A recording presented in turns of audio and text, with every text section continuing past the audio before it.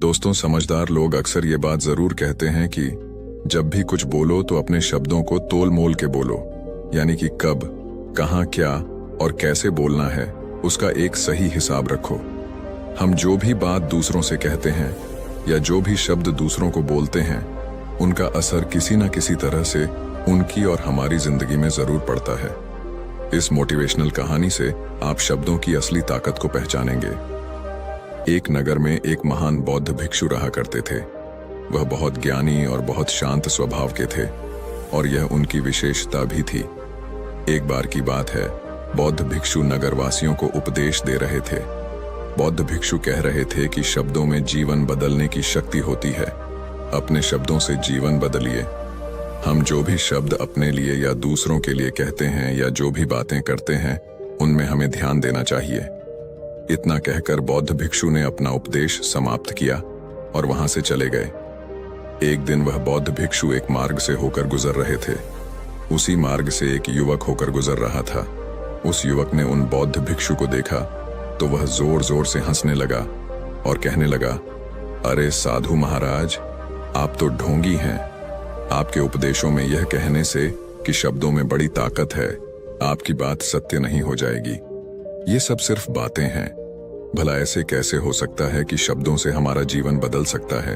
उस युवक की सारी बातें उन भिक्षु ने ध्यानपूर्वक सुनी और उसके बाद वह मुस्कुराते हुए उस युवक से कहते हैं, बेटा, नाद से ही तो ये दुनिया प्रकट हुई है और अच्छे शब्दों के पीछे भी नाद होता है जो पूरा जीवन बदल देता है। वह बौद्ध भिक्षु उस युवक से कहते हैं, देखो, मैं तुम्हें अपने अनुभव से बता रहा हूं, लेकिन फिर भी तुम्हें यकीन न हो तो तुम इसे खुद आजमा कर देख सकते हो। उन बौद्ध भिक्षु की बात सुनकर युवक थोड़ा सा गंभीर हो गया। उसने काफी देर विचार किया।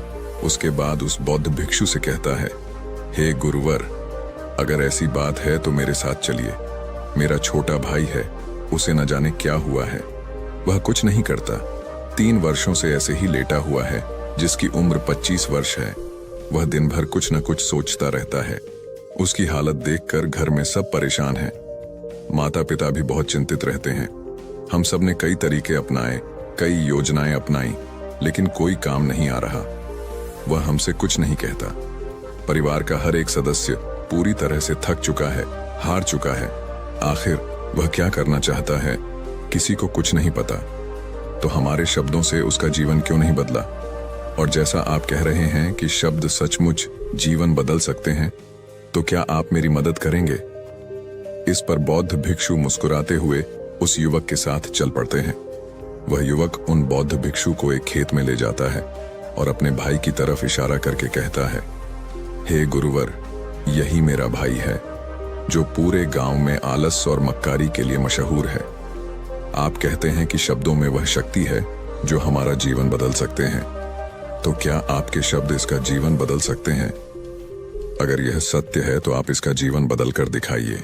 बौद्ध भिक्षु उस युवक के भाई को ध्यानपूर्वक देखते हैं। वह एक पेड़ की छांव में आराम से सो रहा था। जब बौद्ध भिक्षु उस युवक के भाई के पास पहुंचे और आराम से उसके सिर पर हाथ फिराते हुए कहते हैं, उठो बेटा, बहुत देर हो चुकी है। यह सोने का समय नहीं है, यह तो जागने का समय है। उन बौद्ध भिक्षु की आवाज सुनकर वह लड़का थोड़ा अचरज में पड़ गया। आखिर कौन है जो मुझे इतने प्यार से जगा रहा है? वरना गांव वाले तो मुझे आलसी और मक्कार ही कहते हैं। उसने आंखें खोलीं और आंखें मलते हुए उस बौद्ध भिक्षु से कहा, हे गुरुवर, आप कौन हैं और यहाँ क्यों आए हैं? इस पर बौद्ध भिक्षु उस युवक से कहते हैं, बेटा, यह प्रश्न तो मैं तुमसे कहना चाहता हूं। तुम कौन हो, यही तो तुम्हें जानने की आवश्यकता है। उन बौद्ध भिक्षु की बात सुनकर वह लड़का जोर जोर से हंसने लगता है और कहता है, आप मेरे बारे में जानना चाहते हैं तो गांव के किसी भी सदस्य से पूछिए। आपको पता चल जाएगा कि मैं कौन हूं। आपसे हर कोई यही कहेगा कि वह आलसी और मक्कार है। तरह तरह के ताने सुनाएंगे, तरह तरह की बातें कहेंगे। इससे आपको यह यकीन हो जाएगा और पता चल जाएगा कि मैं कौन हूं। तभी बौद्ध भिक्षु मुस्कुराते हुए उस लड़के से कहते हैं, सबसे पहले मेरी यह बात सुन लो। मेहनती इंसान के शब्द उसे अंदर से चोट पहुंचाते हैं। कभी अपने आप को कोसो मत।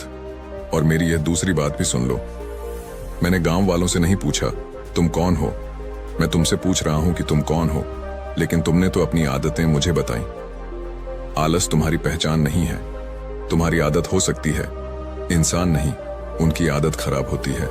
इसलिए बेटा, तुम आलसी या मक्कार नहीं हो, यह तो तुम्हारी आदत है। इतनी सी बात है जो गांव वाले नहीं समझ सकते। ये सारी बातें सुनकर लड़का थोड़ा सा आश्चर्यचकित रह गया, क्योंकि गांव वाले हमेशा उसे आलसी और मक्कार कहते हैं और तरह तरह के ताने ही सुनाया करते थे।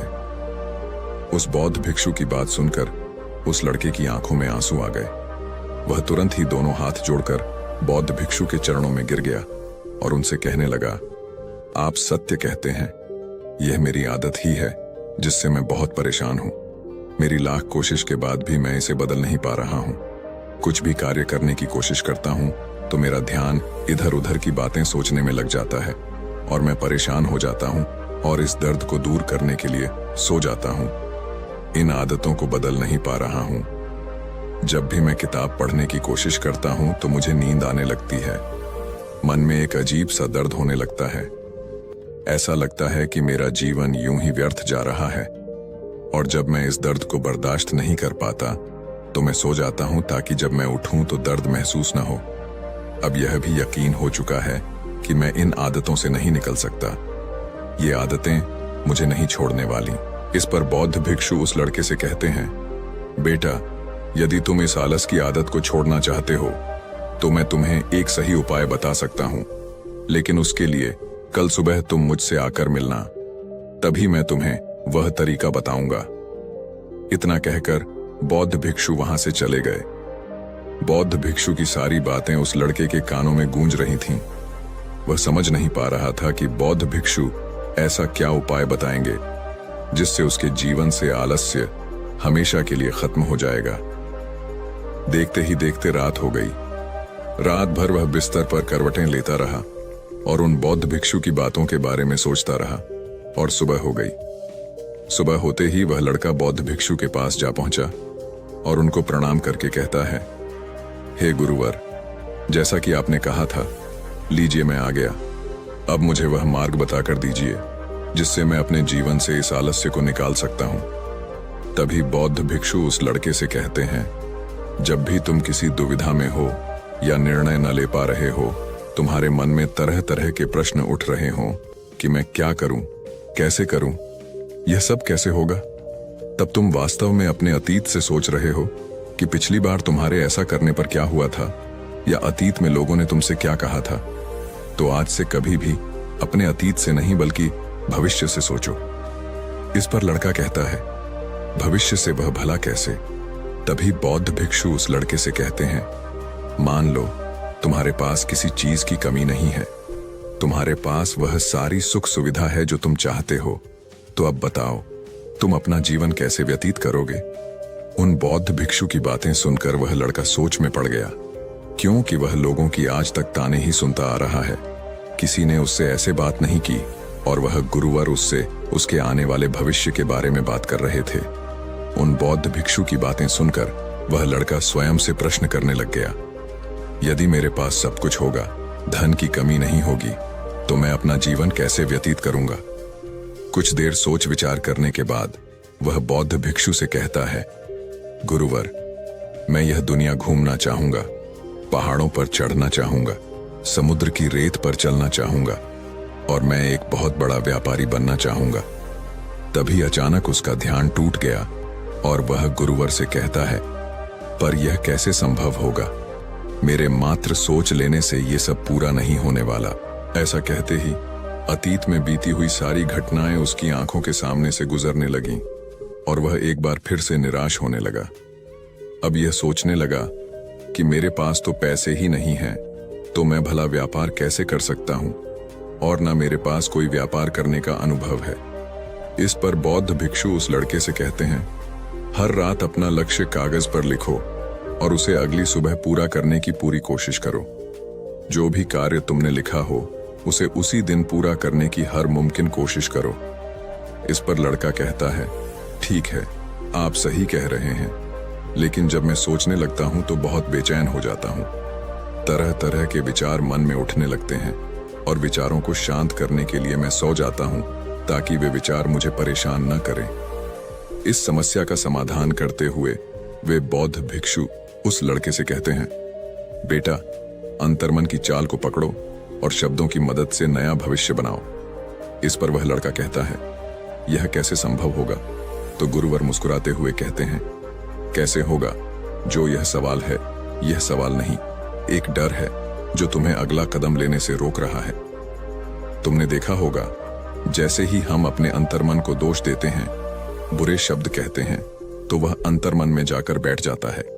जैसा हम पूरी भावना के साथ सोचते हैं, वैसा ही हम बनते चले जाते हैं। तो तुम अपने मन को नए संदेश दो कि मैं अपनी कमजोरी को दूर करता हूँ, चिंता को ध्यान में बदलता हूँ, मैं उत्साह और ऊर्जा से भरा हुआ हूँ, लगातार अपने लक्ष्य को पूरा कर रहा हूँ। तो तुम दृढ़ निश्चय से किसी कार्य को करोगे तो वह अवश्य पूरा होगा। इतना कहकर बौद्ध भिक्षु ने कहा, अभी तो इस गांव से जा रहा हूँ, बाद में आकर तुमसे मिलता हूँ। ऐसा कहकर वह वहां से चला जाता है। इस पर वह लड़का कहता है, आप सही कह रहे हैं गुरुवर, अब मैं अपने सारे काम दृढ़ निश्चय से पूरा करने की कोशिश करूंगा। ऐसा कहकर वह लड़का वहां से चला गया। उसके बाद वह बाजार जाकर लोगों को ध्यान से देखने लगा कि वे सभी लोग क्या काम कर रहे हैं, कौन सा सामान लोग ज्यादा खरीद रहे हैं। वह लड़का रोज बाजार आता और लोगों को ध्यान से देखने लगता, व्यापार के सभी क्रियाकलाप को समझने की कोशिश करता और फिर वह एक दिन बड़े व्यापारी के यहाँ काम करने लगता है। धीरे धीरे मसाले के व्यापार की पूरी जानकारी लेने के बाद वह लड़का एक बहुत बड़ा व्यापारी बन जाता है। इस प्रकार दोस्तों, सही शब्दों का प्रयोग करके और दृढ़ निश्चय से हम अपने जीवन में परिवर्तन ला सकते हैं और अपने लक्ष्यों को प्राप्त कर सकते हैं। ये वीडियो आपको कैसा लगा कमेंट बॉक्स में जरूर बताएं। ऐसी कहानियों के लिए मेरे चैनल को सब्सक्राइब करें। धन्यवाद।